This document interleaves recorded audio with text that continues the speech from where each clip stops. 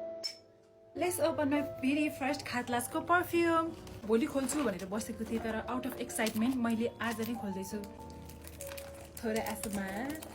खातलासको पर्फ्युमको बारेमा चाहिँ मैले पहिल्यैदेखि नै यति धेरै सुन्दै आएँ. मेरो एफआइपी भरि एकदमै धेरै आउँथ्यो. सो मैले कहिले पनि ट्राई गरेको चाहिँ थिएन. भ्यानिला मलाई अति नै मन पर्छ. ओके. Let's try. गोल्डन टचमा रहेछ. यस, आइ एम रेडी.